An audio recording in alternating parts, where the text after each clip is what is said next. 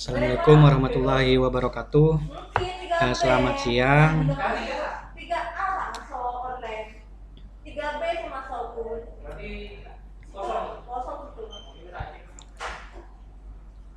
Kali ini kita akan belajar mengenai teknik menjual. Ini adalah pertemuan 10 ya untuk pemasaran farmasi. Di sini kita akan belajar bagaimana cara-cara atau teknik ya untuk menjual suatu barang atau jasa kepada konsumen. Nah, sebenarnya dalam menjual sesuatu atau tim marketing ya, biasanya tugas dari tim marketing dari suatu perusahaan, mereka bertugas untuk menawarkan barang atau jasa kepada pemakai barang atau jasa atau konsumen yang kita sebut konsumen. Dalam teknik menjual itu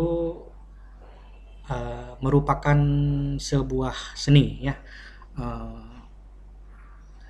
seni untuk menjual ya. Itu biasanya dibutuhkan seni ini, skill ini dibutuhkan untuk tim marketing atau salesman gitu ya, dalam menawarkan barang atau jasa kepada konsumen. Nah, karena merupakan seni, maka teknik menjual ini susah sebenarnya untuk dideskripsikan dengan kata-kata ya, karena yang dibutuhkan di sini adalah psikologisnya. Seni itu adalah psikologis yang berperan dalam teknik menjual. Nah, di sini kalian bisa lihat di gambar ya, sebenarnya yang sangat dibutuhkan oleh seorang yang bertugas dalam penjualan atau marketing atau salesman ya, adalah skill berkomunikasi. Jadi kenapa di sini diajarkan kepada mahasiswa, karena nanti bisa saja kalian sebagai lulusan farmasi bisa bekerja di bidang distribusi obat ya. Di distribusi obat ada namanya profesi yang disebut dengan medical representative, atau ada juga yang disebut dengan salesman gitu ya. Nah, mereka ini bertugas menawarkan produk obat atau alat kesehatan kepada dokter ya, atau tenaga kesehatan lainnya. Tentunya dalam hal ini, kalau bekerja di bidang ini, maka kompetensi yang harus dikuasai oleh orang yang bekerja di bidang ini adalah komunikasi ya. Skill komunikasi sangat dibutuhkan dalam bidang pekerjaan seperti ini ya. Jadi sangat dibutuhkan ya, bukan berarti bidang yang lain tidak ya. Kalau kalian bekerja di pelayanan menyampaikan informasi obat, itu tentunya juga membutuhkan skill komunikasi juga. Cuma kalau di bidang penjualan, dalam hal menjual sesuatu, itu skill komunikasinya memang sangat lebih dibutuhkan ya. Jadi mungkin tingkatannya lebih tinggi ya, karena kita menawarkan suatu produk atau jasa, kita harus bisa meyakinkan pemakai barang supaya bisa memakai produk kita, meyakinkan mereka bahwa produk kita memiliki kualitas yang baik misalkan ya. Jadi skill komunikasi sangat dibutuhkan ya. Komunikasi ini bisa secara oral, artinya verbal ya, diungkapkan dengan kata-kata ya, lewat presentasi di depan para dokter misalkan untuk menjelaskan tentang obat-obat yang baru dirilis misalkan ya.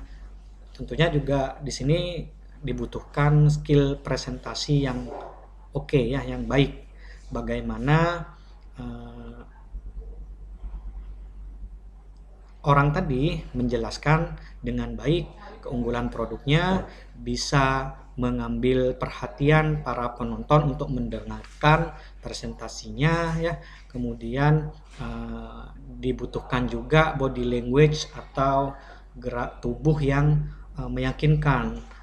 Tidak hanya komunikasi ya, tapi komunikasi itu juga bisa digambarkan melalui body language tadi ya. Kalau gerakan body language-nya sudah tidak meyakinkan, orang-orang tentunya jadi enggan atau agak malas melihat atau bahkan mendengarkan presentasi dari orang tersebut ya. Ini yang dimaksud komunikasi oral, secara oral ya, presentasi tadi ya.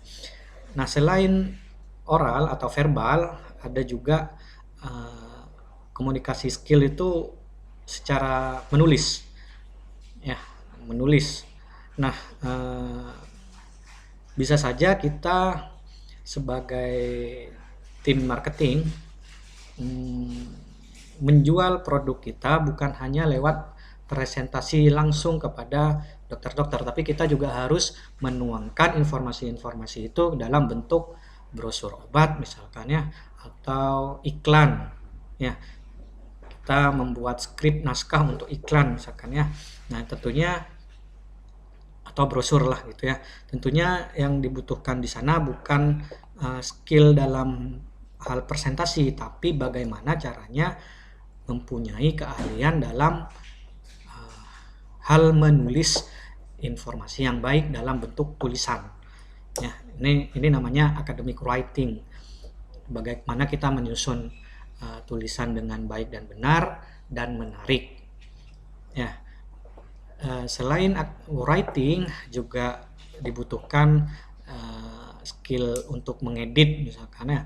Tulisan yang tadi sudah dibuat, kemudian harus juga mampu direvisi jika ada kekurangan, ada kesalahan, kemudian diedit ya. Kemudian dibutuhkan juga skill critical reading ya. Critical reading itu maksudnya mengkritisi suatu tulisan yang ada. Bagaimana kita mengomentari tulisan yang kita baca ya, baik itu mungkin ada brosurnya dari kompetitor kita ya. Oh, ini informasinya kurang menarik ya, ini harusnya begini, ini harusnya menggunakan kalimat yang bisa menarik, lebih menarik lagi. Itu namanya critical reading ya. Nah, kemudian juga harus mampu mempresentasikan data dalam bentuk tulisan atau tabel atau grafik ya. Jadi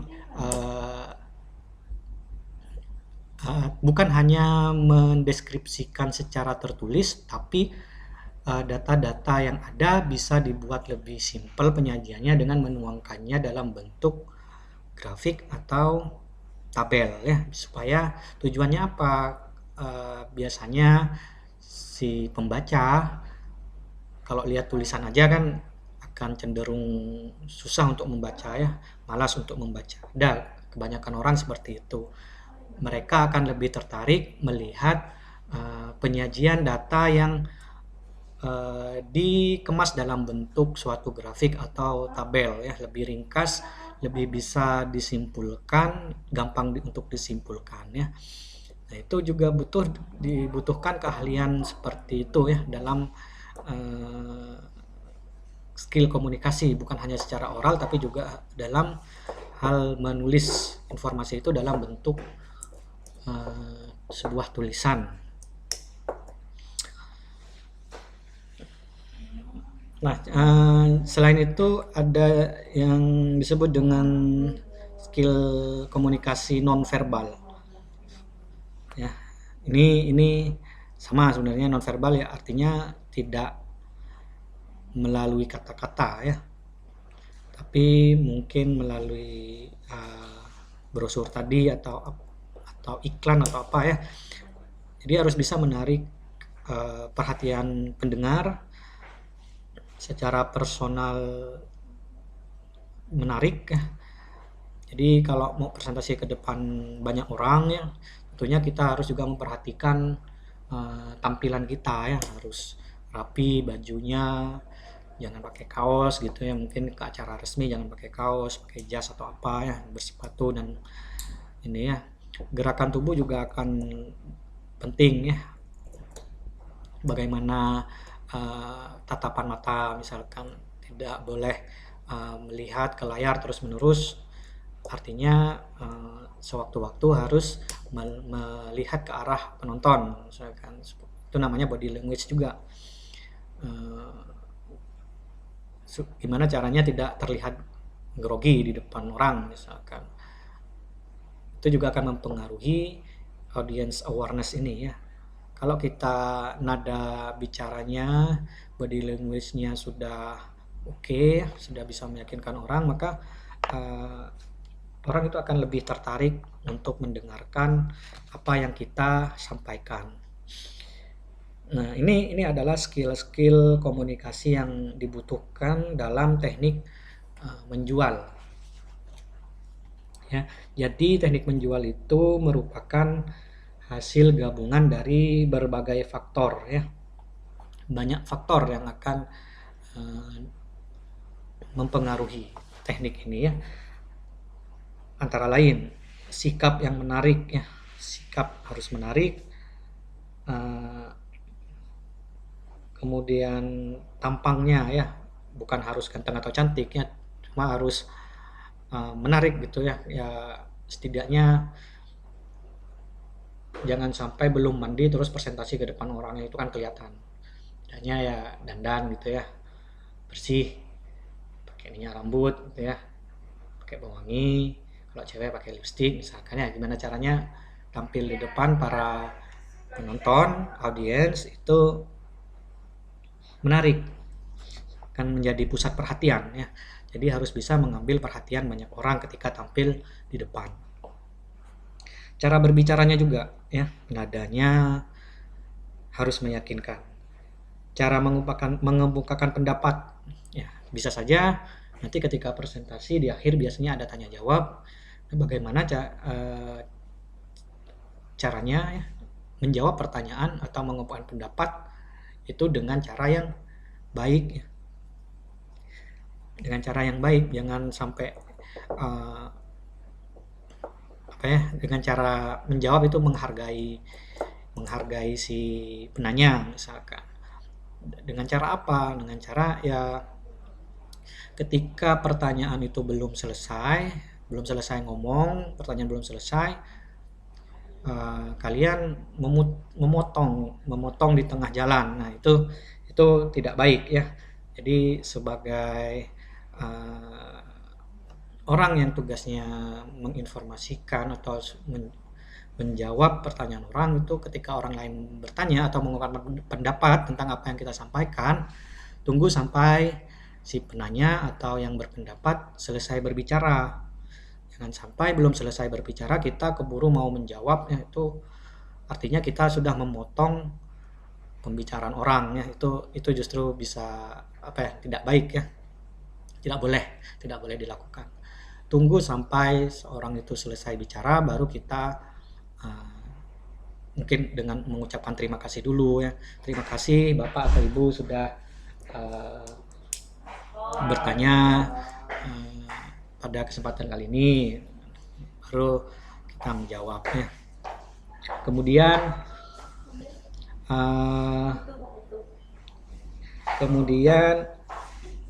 memberi perhatian pada orang lain ya, mungkin bisa saja dalam suatu presentasi ya, supaya orang lebih tertarik, kita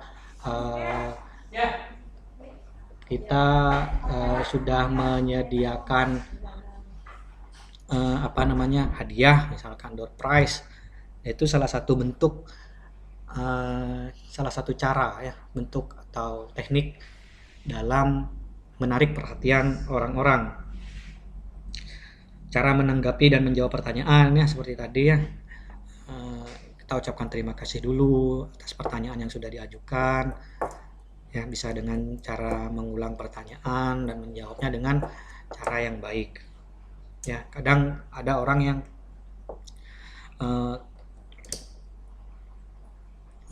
misalkan begini, di presentasi tadi sudah dijelaskan, tapi mungkin audiens ada yang tidak mendengarkan atau apa ya. Nah, tadi kan misalnya tadi saya belum mengerti tentang ini. Loh, Pak, tadi kan sudah saya jelaskan di awal. Nanti lihat sendiri ya di awal kan nggak seperti itu ya. Kita jelaskan lagi, harus jelaskan lagi ya. Mungkin saja orang itu tadi kurang menyimak atau bagaimana ya ketika kita presentasi. Jangan dengan emosi ya. Kemudian suasana sekeliling dan sebagainya. Kita harus memperhatikan suasana pendengarnya ini sasarannya apa. Misalkan sasarannya para dokter gitu ya. Ya, berarti kita harus banyak tahu tentang obat yang akan kita jual ya. Mulai dari indikasinya, efek sampingnya, obat ini cara penggunaannya bagaimana ya. Kita harus mempersiapkan itu dengan baik. Biasanya dokter akan menanyakan hal-hal yang seperti itu ya.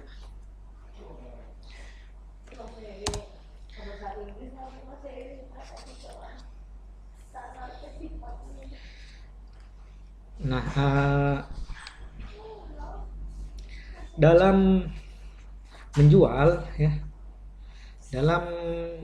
suatu barang ya atau jasa, ini sudah ya tadi ya. Jadi teknik menjual itu adalah seni ya intinya ya, seni. Jadi seni itu sebenarnya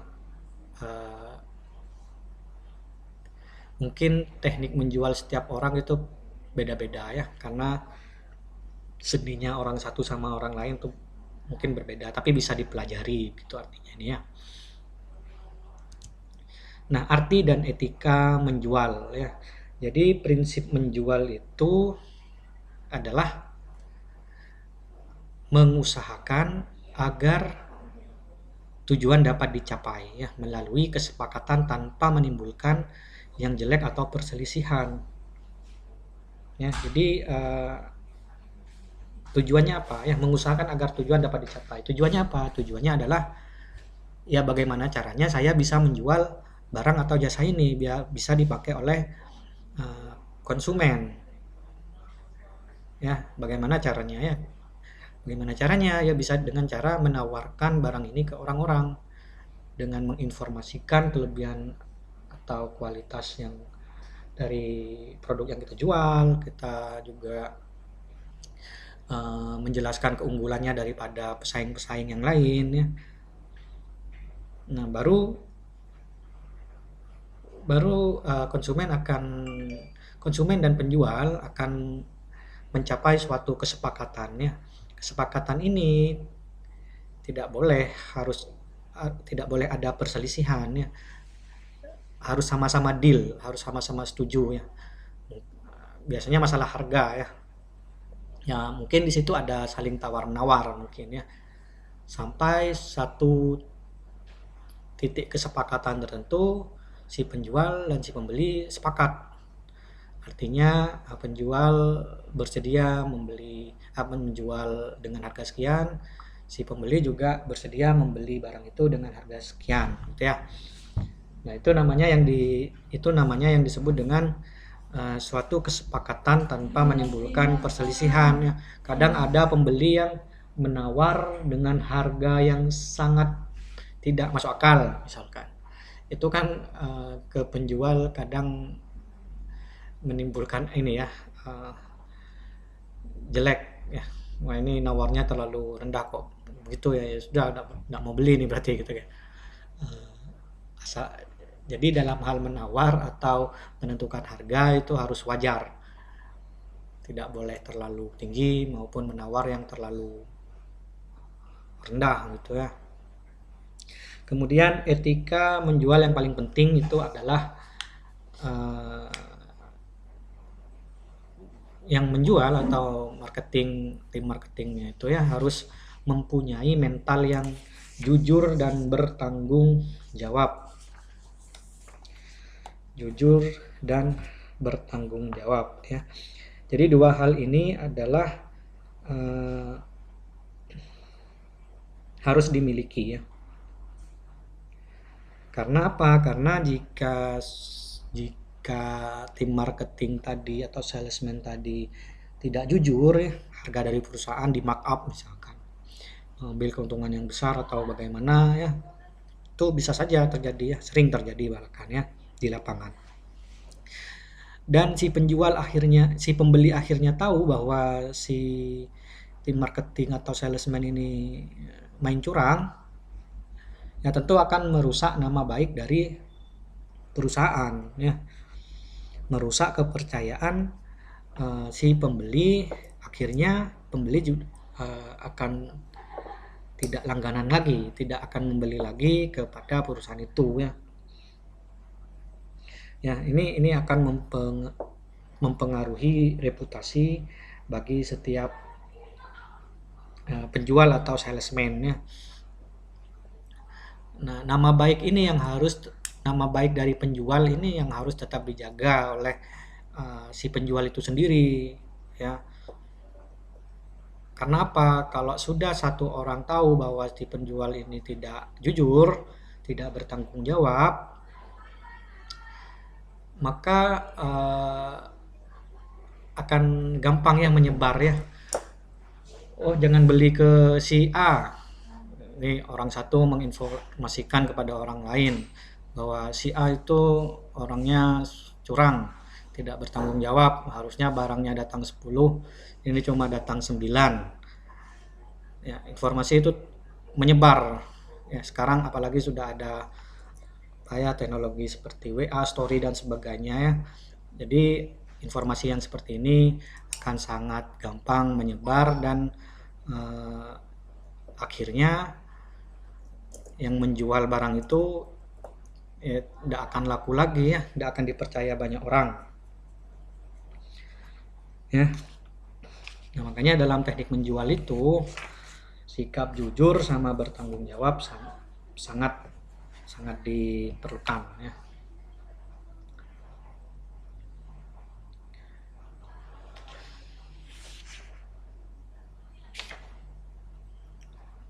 Ya, jadi salesman itu harus memegang, sebuah salesman atau tim marketing itu harus memegang dua hal ini ya, jujur dan bertanggung jawab. Nah, kemudian ini adalah 7 langkah dalam melakukan suatu penjualan suatu produk ya. Jadi ada yang namanya product knowledge, ada prospecting, approach, establishing the needs, presentation, closing the sales, sama following through ya. Nah, penjelasan dari masing-masing langkah dasar ini sudah saya tulis di modul ya, seperti product knowledge ya. Sebelum penjual itu menjual atau menawarkan produk atau jasanya kepada orang, harus mengetahui, menguasai tentang produknya dulu ya. Segala sesuatu dari produk yang akan dijualnya. Jangan sampai jika ada pertanyaan nantinya oleh penjual nanya tentang produknya, yang jual atau marketing ini tidak tahu, tidak bisa menjawab padahal itu produknya sendiri. Itu akhirnya si pembeli akhirnya mungkin akan ragu ya.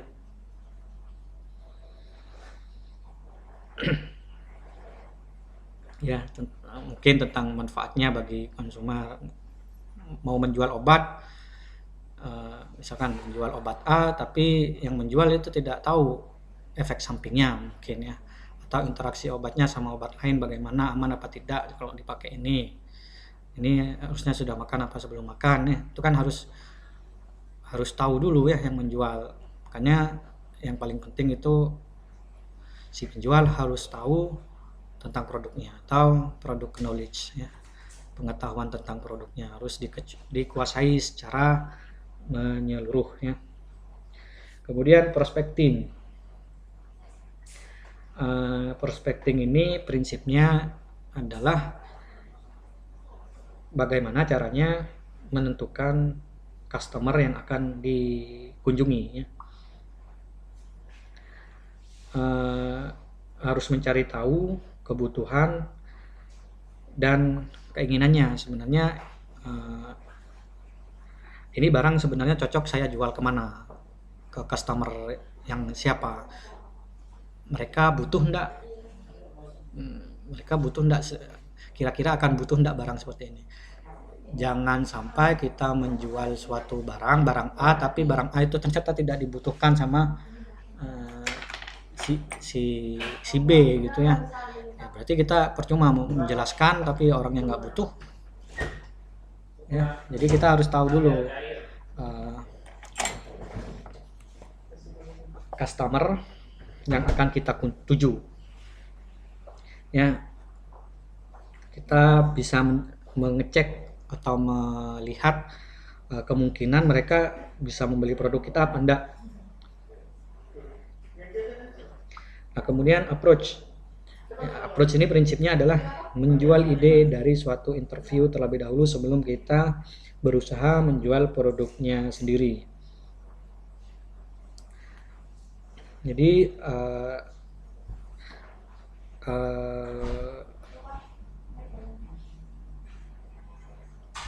alangkah baiknya sebelum kita menawarkan suatu produk, kita menjelaskan tentang ide ya, atau apa namanya, ide yang kita jual ya, baru kita menjelaskan produknya. Oh, ini produk muncul karena di pasaran adanya yang begini-begini. Ini merupakan produk pertama yang memiliki kelebihan A, B, C, D yang belum dimiliki oleh produk-produk sebelumnya. Misalkan pemakaiannya mudah, sebelumnya pemakaiannya seperti ini, ribet, tapi dengan produk kami ini pemakaiannya lebih sederhana, lebih mempermudah misalkan pemakai dalam menggunakan obat ini misalkan. Itu menjual ide ya, menjual ide, baru kita jelaskan ke produknya ya. Makanya produk knowledge tadi itu harus dikuasai betul oleh si penjual ya, sehingga dalam menjelaskan kelebihan-kelebihan yang dimiliki produk bisa disampaikan dengan baik kepada pembeli ya. Kemudian presentasi misalkan.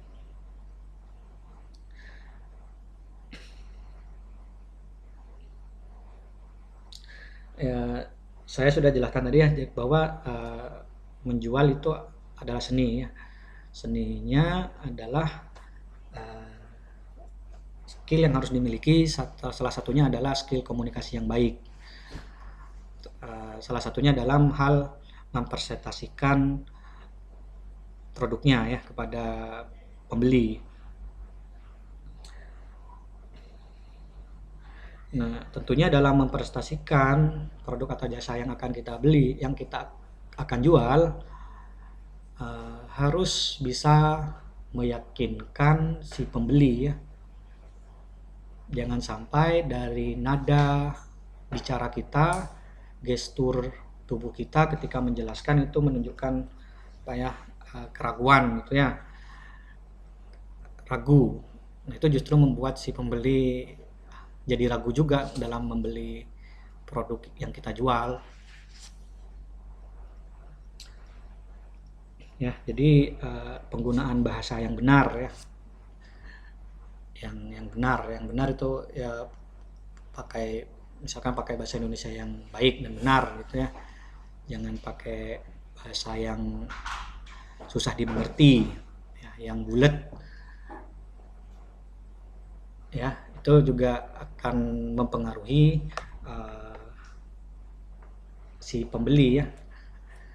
Jadi dari hasil presentasi yang kita sampaikan itu akan merupakan suatu hal yang penting untuk pembeli dalam hal memutuskan apakah dia akan membeli atau tidak.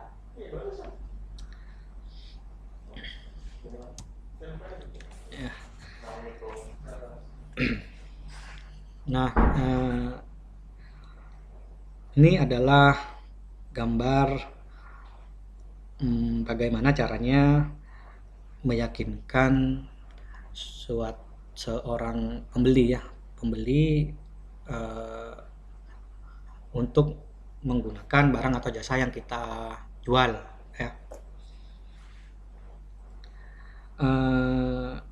Ada 3 hal di sini ya, ada attitude, confidence, sama entusias.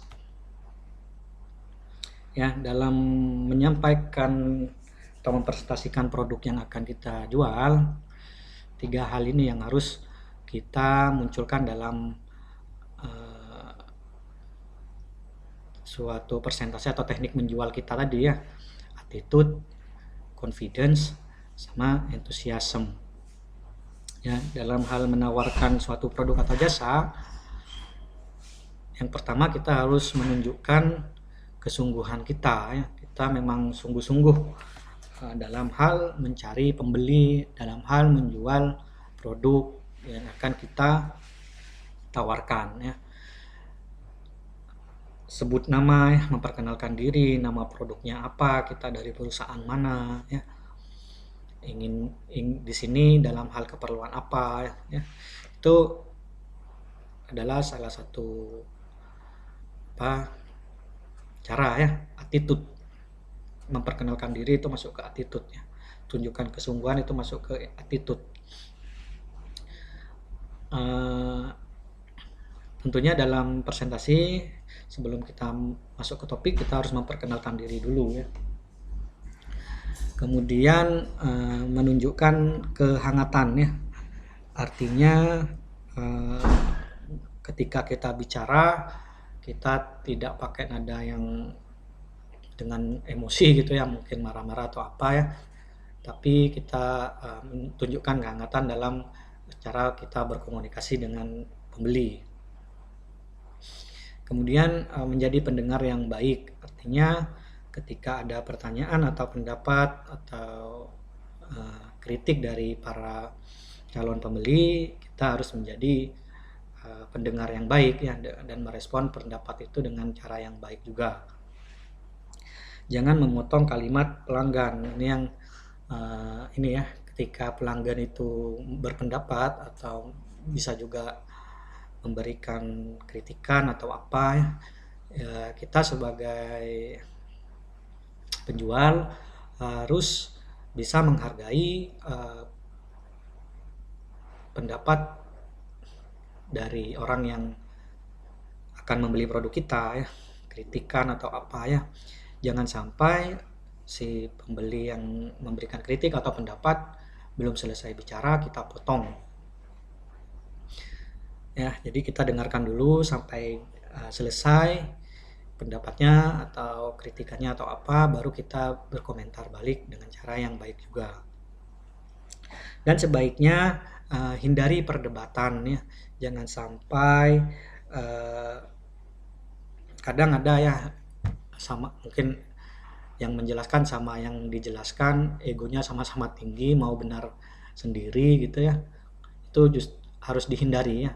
Kalau sudah memang si yang berpendapat sudah istilahnya nggak bisa, sudah diinformasikan dengan baik tapi ngeyel gitu istilahnya ya, ya sudah kita ngalah saja gitu ya. Jadi jangan sampai berdebat gitu ya. Misalkan gini, saya menunjukkan kelebihan dari produk saya, tapi si pendengar tadi tidak mau menerima itu ya. Ada produk yang lebih bagus ini, saya mau kayak ini. Saya sudah jelaskan perbedaannya, saya menjelaskan kelebihannya, tapi tidak didengarkan atau tidak dimengerti mungkin ya, atau ini ya. Jadi kita sudah dicukupi saja ya, jangan sampai berdebat panjang gitu ya.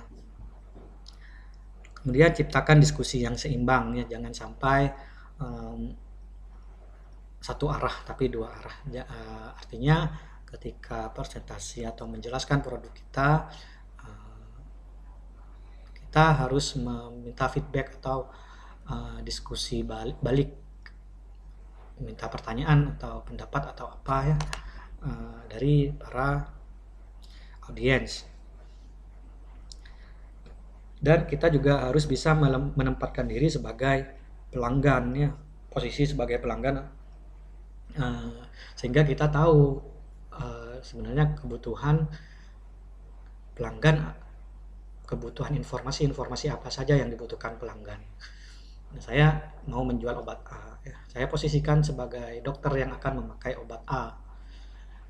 Nah, dokter ini biasanya membutuhkan informasi A, B, C, D, E, F, G, sehingga saya menyiapkan informasi itu ya.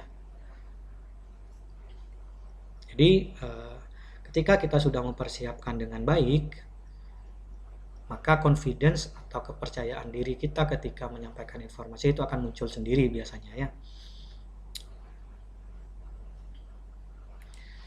Kalau kita kurang mempersiapkan diri, biasanya confidence ini susah untuk muncul ya. Antusias ini artinya kita antusias ya, kita semangat dalam menyampaikan informasi itu ya. Ya kita biasanya kalau sudah confidence, antusias ini akan muncul sendiri ya, akan muncul dengan sendirinya ya. Jadi ini adalah 3 hal yang diperlukan dalam hal meyakinkan dengan efektif informasi-informasi yang akan kita sampaikan kepada pengguna barang atau calon pembeli ya. Nah, di sini dalam piramida ini banyak yang harus dikuasai ya. Dalam hal yang paling atas adalah achieving goals. Bagaimana caranya kita mencapai atau meraih tujuan yang sudah ditetapkan. Ya. Saya misalkan sebagai sisi penjual, saya menentukan bahwa produk saya ini harus terjual setidaknya 10 pada presentasi kali ini misalkan. Itu adalah goal. Bagaimana kita menentukan capaian atau tujuan kita ya. Kita harus tahu dulu tujuan kita ini mau ngapain ke sini ya. Kemudian managing time, bagaimana caranya kita memanajemen waktu dengan baik ya. Jadi presentasi itu biasanya biar orang tidak bosan ya, cukup 10 menit saja gitu ya. Dan informasi yang dipresentasikan cukup secukupnya saja, tidak yang dibutuhkan saja ya. Yang dibutuhkan saja. Jadi tidak buang waktu, tidak wasting time. Kemudian komunikasi yang efektif. Komunikasi yang efektif artinya informasi-informasi yang kita sampaikan kepada pendengar itu efektif, tidak bulat. Mau ngomong Z, kalau kebiasaan orang kan ada yang begini ya, maunya ngomong Z tapi muternya dari A, B, C, D, E, F, G aja, tapi intinya Z gitu ya. Itu kan tidak efektif sebenarnya. Jadi to the point aja ya, jangan keliling kemana-mana tapi tujuannya cuma satu titik gitu ya. Itu namanya yang disebut komunikasi yang efektif. Kemudian mengidentifikasi kesempatan ya. Nah, ini kalian sebenarnya bisa mengarang sendiri ya. Memahami sendiri dengan kata-kata ini ya. Menganalisis opportunities atau kesempatan, menganalisa kebiasaan ya. Tentunya kita ketika presentasi sudah biasa gitu ya, biasanya kita sudah bisa menganalisa, sudah bisa mengetahui biasanya dokter-dokter ini maunya begini-begini. Oh, biasanya dokter-dokter ini ketika kita menjual obat biasanya pertanyaannya begini begini begini. Mereka lebih lebih lebih inginnya itu informasi yang disampaikan A, B, C saja. Z itu tidak penting gitu. Oh, biasanya mereka ini pengen tahu kelebihan produk kita dari produk-produk sebelumnya atau kompetitor gitu ya. Nah, itu namanya adalah menganalisa kebiasaan kebiasaan yang ada ya. Nah, selain jam terbang, kita juga bisa menanyakan behavior ini atau kebiasaan ini ke senior-senior kita ya. Makanya ketika kita bekerja mungkin nanti akan menjadi medical representative, jangan sungkan atau kita harus banyak belajar kepada senior-senior kita yang sudah berpengalaman di bidang itu ya. Untuk apa ya? Untuk hal semacam ini kita akan belajar sebenarnya kalau dokter itu apa yang harus kita presentasikan biasanya ke dokter. Dokter itu biasanya butuh informasi apa saja. Kita kan sebagai junior yang baru di bidang itu tentunya harus tahu. Oh, biasanya dokter di Pamekasan itu begini-begini. Oh, dokter A itu biasanya begini-begini begini.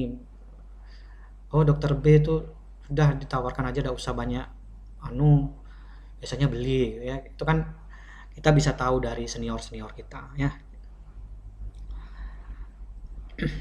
Kemudian yang lain-lain ini juga ya.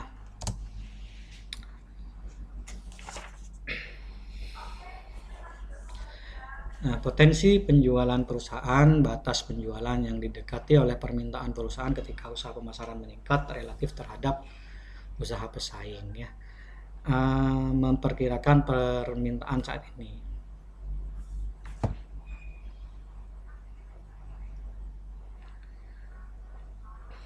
Ya, jadi dalam hal memperkirakan permintaan ini adalah semacam ini obat A ini sebenarnya kebutuhan pasarnya, permintaan di pasaran ini seberapa banyak. Ya, itu bisa dianalisis dari 3 hal ini ya. Dari total potensi pasar.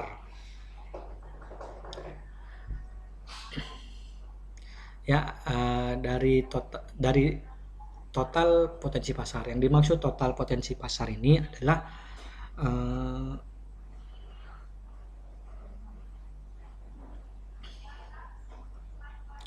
jumlah penjualan maksimum yang mungkin tersedia bagi semua perusahaan ya. Jadi kita melihat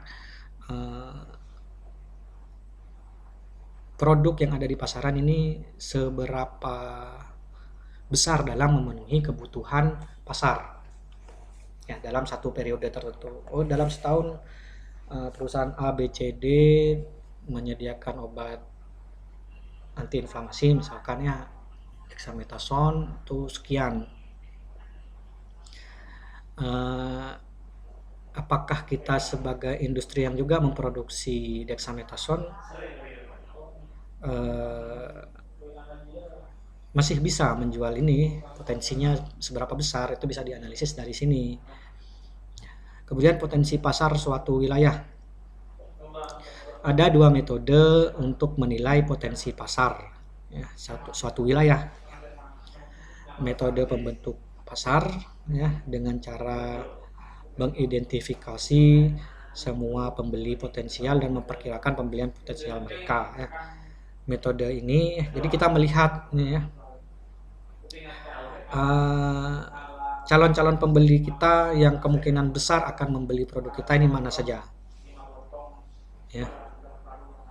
Dan kita harus memperkirakan si pembeli A ini biasanya kebutuhannya dalam setahun sekian ribu, pembeli B sekian ribu, kemudian C sekian ribu ya. Itu ini yang dimaksud dengan metode pembentuk pasar, sehingga kita bisa menilai potensi pasar dari suatu wilayah. Nah, metode ini lebih utama ya digunakan oleh pemasar bisnis ya, yang lebih sering digunakan ya. Kemudian metode yang kedua ini adalah metode indeks multifaktor ya. Yang ketiga, untuk memperkirakan permintaan saat ini itu bisa adalah dengan penjualan industri dan pangsa pasar. Ya. Asosiasi Dagang Industri mengumpulkan dan mengumumkan total penjualan industri. Dengan informasi ini, maka setiap perusahaan dapat mengevaluasi kinerjanya terhadap keseluruhan industri. Kemudian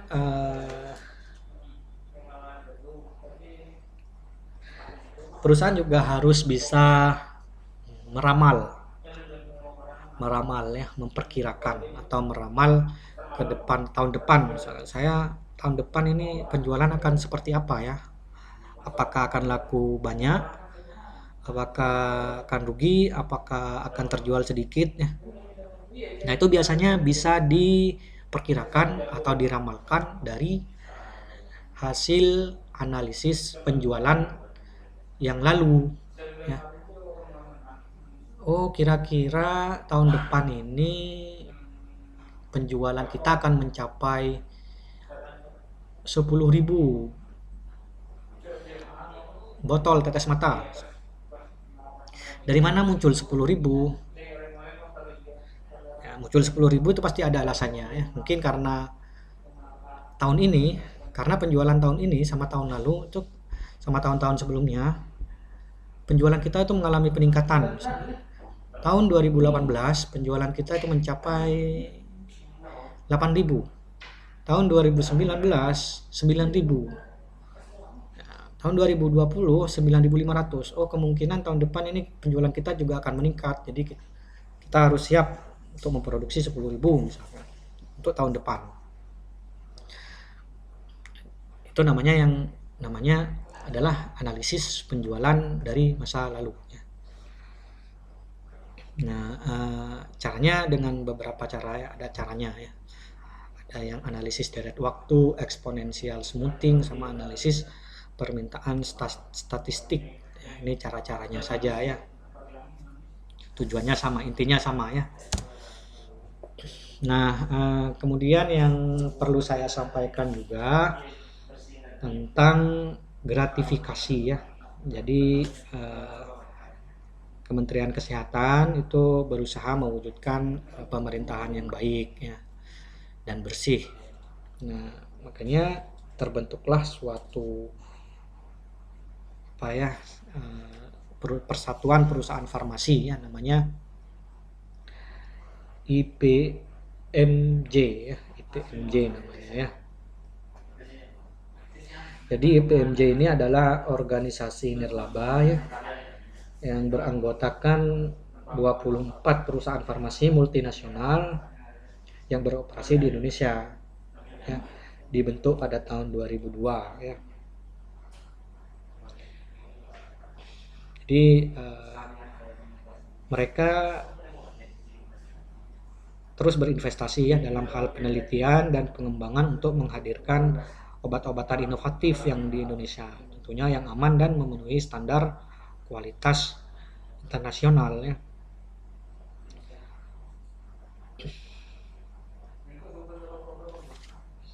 Itu namanya IPMJ ya. Nah, tujuan lain terbentuknya IPMJ ini adalah untuk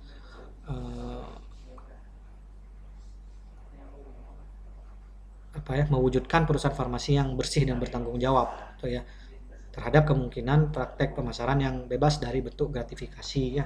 Jadi nanti di lapangan kalau kalian bekerja di distributor atau semacamnya ya, tentunya akan banyak terjadi hal-hal seperti ini ya. Akan banyak jadi gratifikasi. Ya bisa dengan gini ya, mungkin gini, misalkan begini ya. Yang namanya distributor atau perusahaan obat itu kan secara periodik akan disidak ya, mungkin istilahnya disidak oleh badan yang bertugas mengevaluasi apakah distributor atau perusahaan farmasi itu menjalankan tugasnya ya dalam membuat obat atau mendistribusikan obat dengan cara yang baik, karena karena ada aturannya ya dalam hal membuat obat, mendistribusikan obat itu ada pedomannya ya. Kalau distribusi itu cara distribusi obat yang baik ya, CDOB ya. Kalau kalau pembuatan obat di perusahaan obat, pabrik obat itu namanya cara pembuatan obat yang baik, CPOB ya. Kalau distribusi CDOB.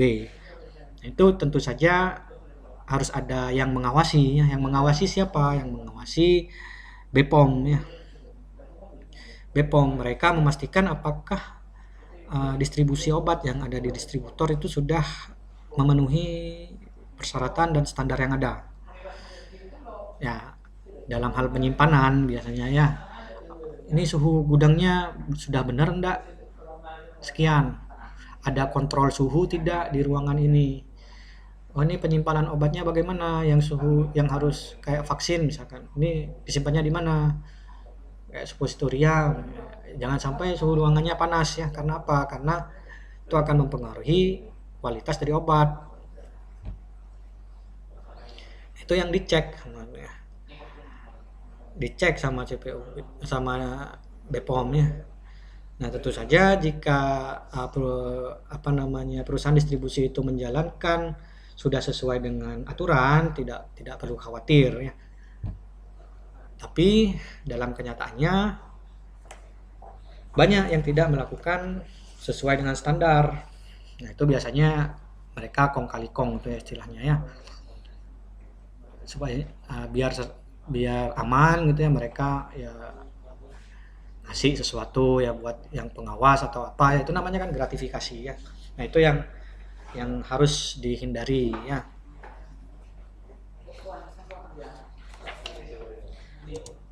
Ya, nah ini sehingga IPMJ ini dibentuk untuk salah satunya tujuannya adalah itu ya. Jadi mereka membuat komitmen bersama pengendalian gratifikasi dan pencegahan tindak korupsi ya, sesuai dengan komitmen IPMJ dalam mewujudkan praktek pemasaran farmasi yang beretika pada tahun 2014 ya. Nah, IPMJ ini adalah singkatan dari International Pharmaceutical Manufacturers Group ya. Jadi ini organisasi nirlaba dari 24 perusahaan farmasi ya yang beroperasi di Indonesia bersama dengan Kementerian Kesehatan, KPK serta pemangku kepentingan sektor kesehatan lainnya ya. Pada tahun 1 April membuat nota kesepakatan MOU ya sebagai bentuk komitmen untuk menghapus gratifikasi yang tergolong sebagai tindakan tidak baik gitu ya.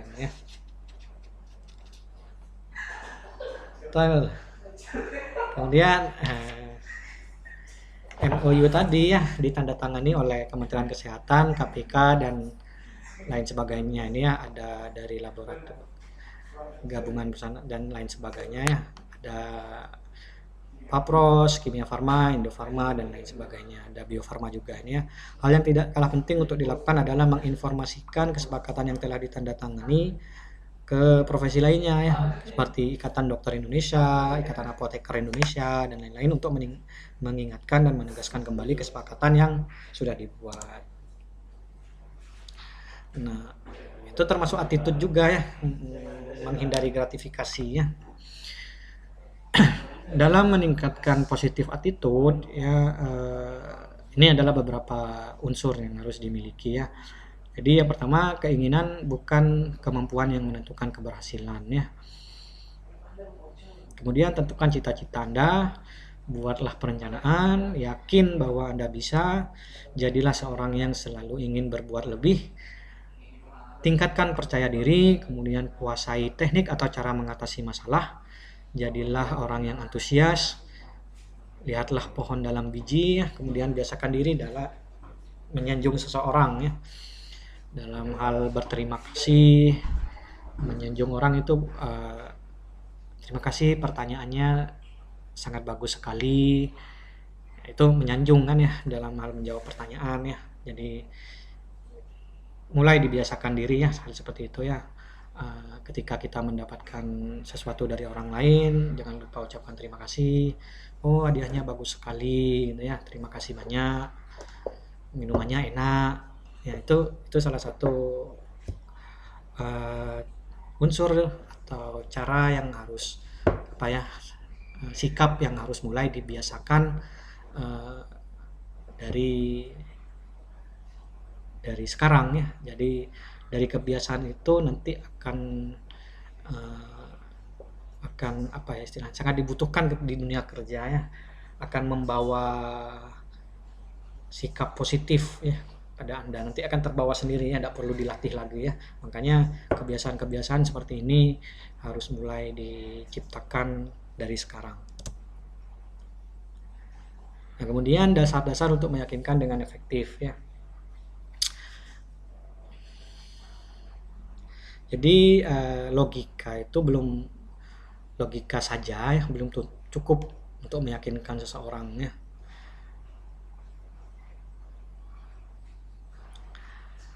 Belum cukup menjelaskan dengan logika saja, tapi buat si pembeli atau calon pembeli langganan Anda itu terbuka ya, lebih terbuka untuk gagasan Anda ya. Jadi kamu harus memperlihatkan kesungguhan, kemudian nama-nama seharusnya diingat dan disebut ya.